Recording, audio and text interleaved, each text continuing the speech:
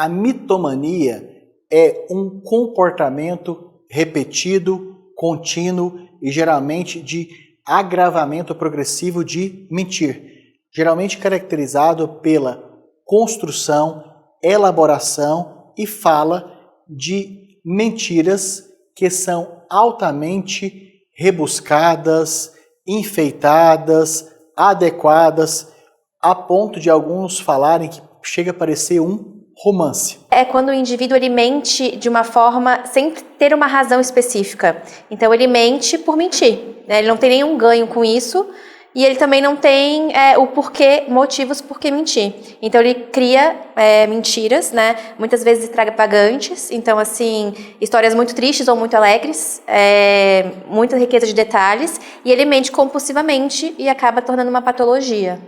A mitomania, geralmente, ela tende a ter as primeiras expressões, as primeiras vezes, geralmente na fase de criança e adolescente. Geralmente em famílias onde tem uma educação mais rígida, menos tolerância com a falta de verdade, muitas vezes apenas com esse processo educativo familiar tende a se limitar e algumas vezes até se resolver. Quando isso é mais permitido, algumas vezes até se comemora, acha engraçado, o que passa a funcionar como um incentivo tende a ser progressivamente pior, tanto em termos temáticos e que cada vez passa a falar de mais assuntos, inicialmente de uma viagem que não aconteceu, depois de uma nota que não foi obtida, depois de um relacionamento novo que não começou, depois da aquisição de um bem que nunca existiu, como também a quantidade de tempo na elaboração dessa mentira vai aumentando. Ou seja, se inicialmente contava-se uma história irreal de 1 minuto, passa a considerar outra semelhante 3 minutos, 4, 5 e assim por diante. De modo que, inclusive, muitas vezes, o comum é a pessoa ter relatos, declarações, falas, discursos, mesclando aquilo que é verdadeiro com o que é irreal. Sendo que, não tendo limitações, tratamentos, intervenções, tende a ir expandindo para cada vez mais estar falando de mentiras e cada vez menos de verdades. Normalmente, esse indivíduo ele tem uma baixa autoestima e ele tem uma necessidade de aprovação também muito grande. Ou ele já sofreu algum trauma e ele precisa criar uma persona que normalmente essas mentiras vão sustentar.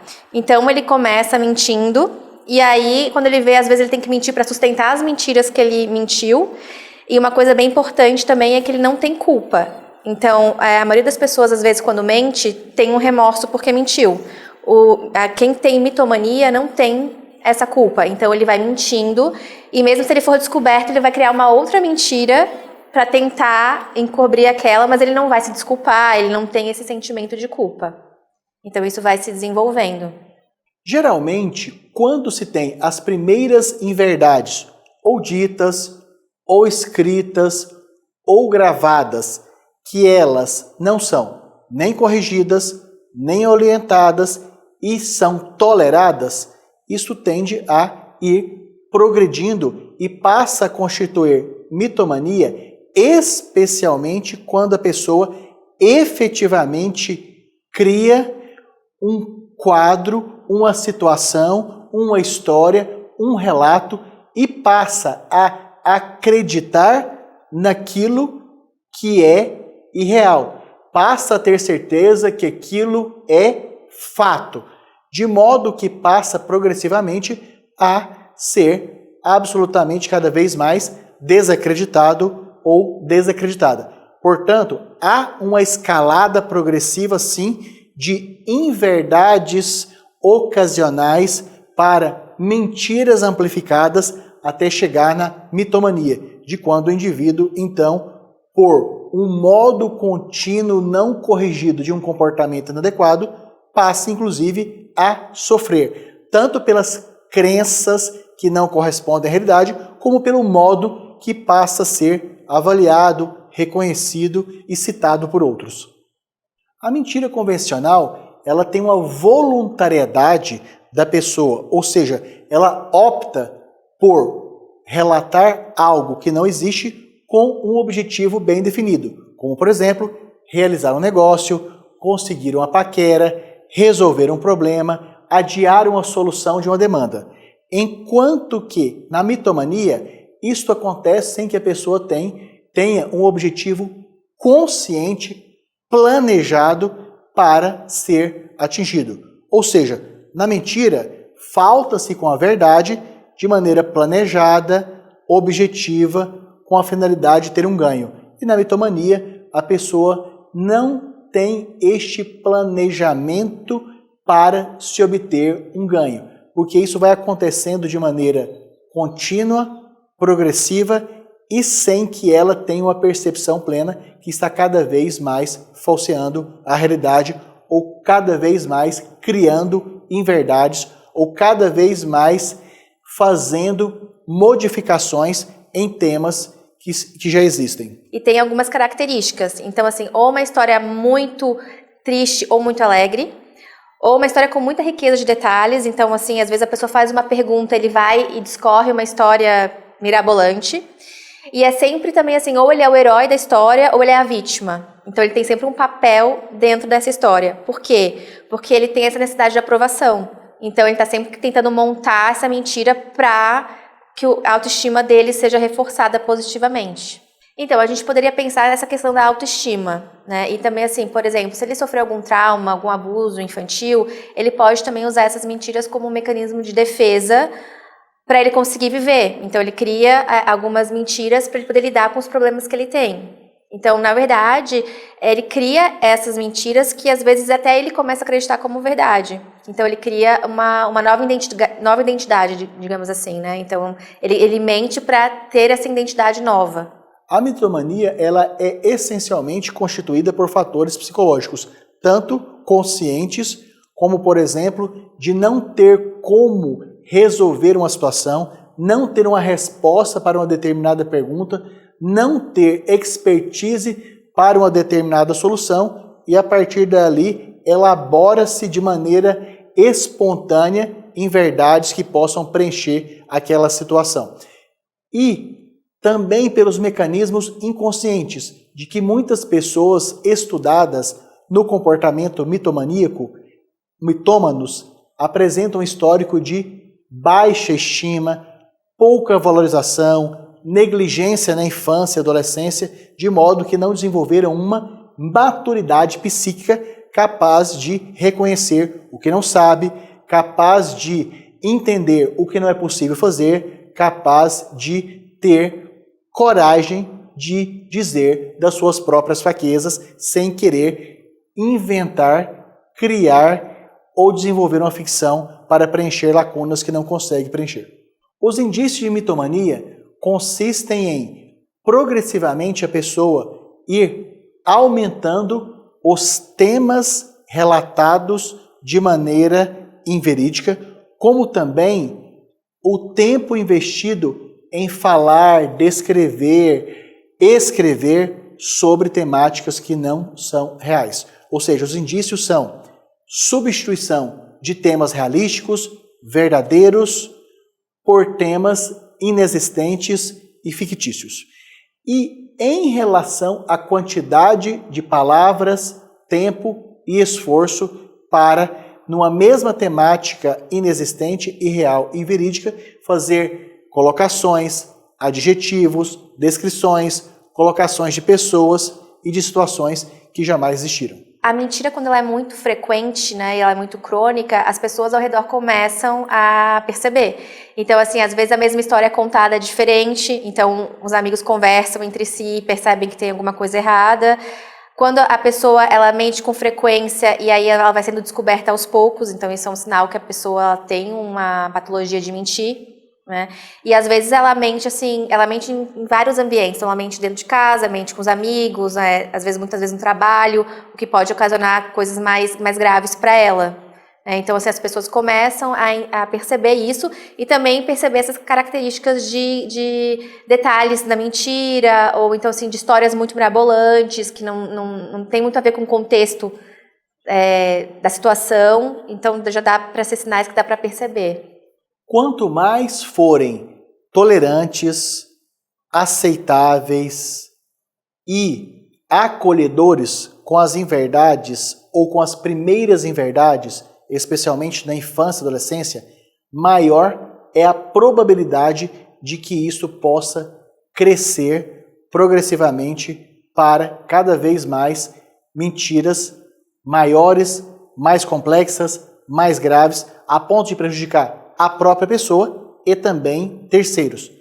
Em situações onde no ambiente educacional da escola, familiar da educação e dos relacionamentos sociais, como por exemplo os clubes sociais, isso já é imediatamente, precocemente criticado, ponderado, corrigido e limitado, tende a ter uma limitação do tempo dessas expressões.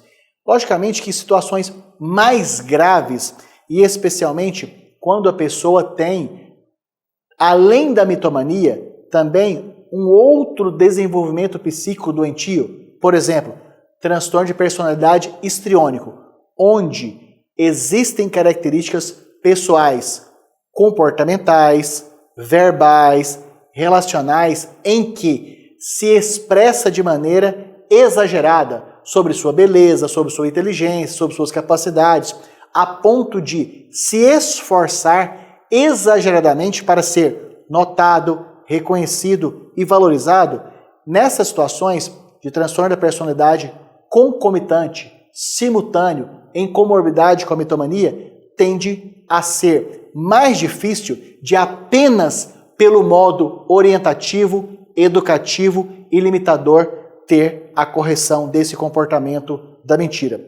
Ou seja, quando mitomania acontece junto com outra condição doentia, por exemplo, transtorno da personalidade histriônica, tende a ser mais grave e apenas orientação e correção dos familiares não serão suficientes para resolver. Então, quando a sua rede social, os seus amigos, no seu trabalho, começam a entender que você mente o tempo todo, você começa a perder credibilidade.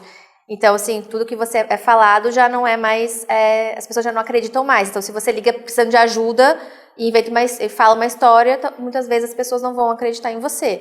Então, isso aí vai impactar muito em toda a sua rede social, né? Então, assim, você vai acabar ficando mais isolado socialmente, porque você não vai ter mais amigos. No trabalho, você pode mentir por coisas graves, então isso pode ocasionar demissão, processo, enfim, né? Até questões legais também. Dentro dessas mentiras, depende da natureza das mentiras que o indivíduo faz. Mas às vezes pode chegar num nível de que ele tem até problemas legais mesmo, por conta de mentiras que ele no trabalho, pode falar que fraudou, enfim, pode criar uma série de mentiras, né? A mitomania, ela não está no DSM-5, né, que é o Diagnóstico Manual de Doenças, né? Então, assim, ela não é vista como um transtorno, e sim como uma questão psicológica, tá? Então, assim, algumas características da mitomania é isso, é uma mentira muito frequente e crônica por muito tempo. Então, a pessoa ela mente compulsivamente, dá pra ver que existe uma compulsão por mentir.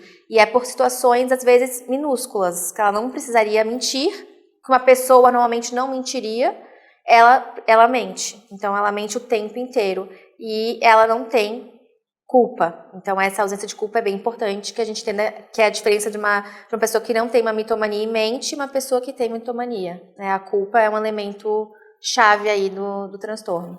A melhor maneira que se tem para lidar durante as terapias com as pessoas que vivenciam e padecem, por assim dizer, desse adoecimento da mitomania, é ter, além do terapeuta principal e do paciente, uma terceira pessoa, que pode ser um coterapeuta, ou seja, um profissional que vai estar junto com o principal, anotando, registrando, relembrando, questionando, enfim, auxiliando, ou quando essa psicoterapia é realizada em grupo, de modo que um paciente tem a responsabilidade de contribuir na correção, na melhoria, no amadurecimento, no reconhecimento do outro. Ou seja, a melhor maneira dos terapeutas e pacientes terem sucesso nas abordagens específicas de mitomania é ter no setting terapêutico, no local do tratamento, além do terapeuta principal e do paciente principal, por assim dizer, outros que possam tecnicamente, eticamente, comportamentalmente contribuírem. Que é muito comum, por exemplo, especialmente quando não há gravação, quando não há anotação, do paciente falar que aquilo que foi tratado não ocorreu. Daquilo que foi falado ser verdadeiro, enquanto que já aconteceu contestação. Outra situação muito importante é quando se incluem familiares, que podem ser tanto os cônjuges, como também pais, irmãos ou outros familiares mais próximos, para que haja uma transmissão de informações de como está sendo o dia a dia daquela pessoa entre uma e outra terapia. Ou seja, se está tendo resultado ou não o trabalho psicoterápico daquele profissional. Porque muitas vezes há necessidade de revisão, atualização e substituição de técnicas. Ou seja, trata-se de uma condição de difícil obtenção de resultados se se tem uma psicoterapia no modo tradicional de um terapeuta e um terapeutizado.